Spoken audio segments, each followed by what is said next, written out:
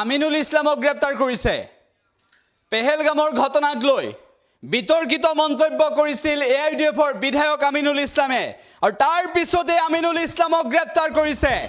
দেশ জোকাৰি যোৱা পেহেলগামৰ ঘটনাৰ পৰৱৰ্তী সময়ত এবাৰ আমিনুল ইসলামক গ্ৰেপ্তাৰ কৰিছে। উল্লেখ্য যে পেহেলগামৰ এই ঘটনাক লৈ আমিনুল ইসলামে ষড়যন্ত্ৰৰ গুণ পাইছিল বুলি মন্তব্য কৰিছে আৰু তাৰ পিছতে বিতৰ্কিত এইগৰাকী এআইডিএফৰ নেতাক গ্ৰেপ্তাৰ কৰিছে। লোকসভা নিৰ্বাচনত জয়লাভ কৰিবলৈ কেন্দ্ৰীয় চৰকাৰৰ ষড়যন্ত্ৰত পুলমা বিস্ফোৰণ হৈছে আৰু সেইদিনাই মই কৈছিলোঁ আৰু নিৰপেক্ষ তদন্ত বিচাৰিছিলোঁ, কিন্তু দেখা গ'ল যে এই 6 বছৰত কেন্দ্ৰীয় চৰকাৰে পুলৱামাত হত্যাকাণ্ডৰ তেওঁলোকে তদন্ত নকৰিলে।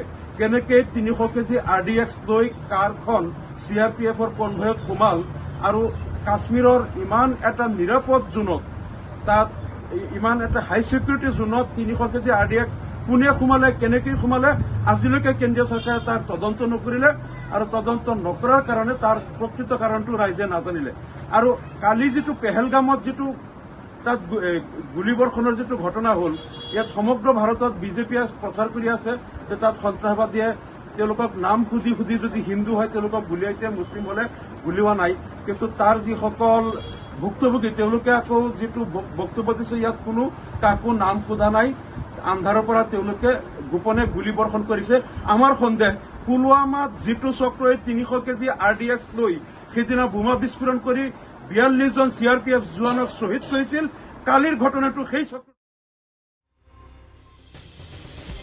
এটা ডাঙৰ খবৰ এই মুহূৰ্তত জনাইছো যে ঢিঙৰ বিধায়ক আমিনুল ইসলামক গ্ৰেপ্তাৰ কৰিছে। এআইডিএফৰ বিতৰ্কিত বিধায়কগৰাকীক গ্ৰেপ্তাৰ কৰিছে। পেহেলগামৰ ঘটনাক লৈ বিতৰ্কিত মন্তব্য কৰা এআইডিএফৰ বিধায়ক আমিনুল ইসলামক গ্ৰেপ্তাৰ কৰিছে আৰু ঢিঙৰ বিধায়ক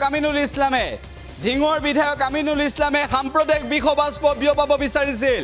যিটো সময়ত দেশৰ জনতা গৰজি উঠিছে, যিটো সময়ত বিশ্বৰ প্ৰতিখন দেশে ভাৰতলৈ সহায়ৰ ৰাজচাষ আগবঢ়াইছে, যিটো সময়ত বিশ্বৰ প্ৰতিখন দেশে এই বৰ্বৰতাক নিন্দা কৰিছে, সেই সময়ত এআইডিএফৰ এইগৰাকী নেতাই সাম্প্ৰদায়িক বিষবাস্প বিয়পোৱাৰ স্বাৰ্থত বিতৰ্কিত মন্তব্য কৰিছিল আৰু ইয়াৰ পিছতে ঢিঙৰ বিধায়ক আমিনুল ইসলামক গ্ৰেপ্তাৰ কৰিছে।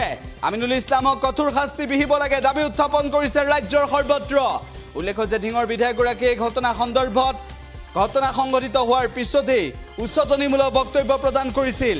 হিন্দু মুছলমানৰ মাজত সাম্প্ৰদায়িক সংঘাত লগাবলৈ চেষ্টা কৰিছিল, যিটো সময়ত 140 কোটি ভাৰতীয়ই বিচাৰিছে পেহেলগামৰ এই বৰ্বৰতাত জড়িত সন্ত্ৰাসবাদীক জঘন্যভাৱে হত্যা কৰাটো। সেই সময়ত এআইডিএফৰ এইগৰাকী তথাকথিত স্বয়ম্ভু নেতাই বিতৰ্কিত মন্তব্য কৰিছে। দেশ জোকাৰি যোৱা ঘটনা সংঘটিত হৈছিল পেহেলগামত আৰু পেহেলগামৰ ঘটনাৰ সংঘটিত হোৱাৰ পৰৱৰ্তী সময়ত কেনেধৰণৰ পৰিস্থিতি বিৰাজ কৰিছিল সেই সন্দৰ্ভতো আমি আপোনালোকক জনাইছিলোঁ। কিন্তু তাৰ পিছত আজিৰ দিনটোত আমিনুল ইসলামক প্ৰথমতে আটক কৰিছিল বুলি জানিব পৰা গৈছে আৰু এই মুহূৰ্তত আমি আপোনালোকক অৱগত কৰিছোঁ যে আমিনুল ইসলামক ইতিমধ্যে গ্ৰেপ্তাৰ কৰিছে। আৰক্ষীয়ে জিম্মাত ল'ব আমিনুল ইসলামক।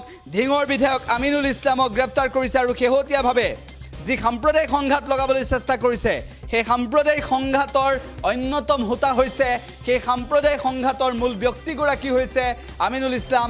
140 কোটি ভাৰতীয়ই যিটো সময়ত সন্ত্ৰাসবাদীক শেষ কৰি দিয়াটো বিচাৰিছে, সেই সময়ত হিন্দু মুছলমান ভাগ ভাগ কৰিব বিচাৰিছে আমিনুল ইসলামে।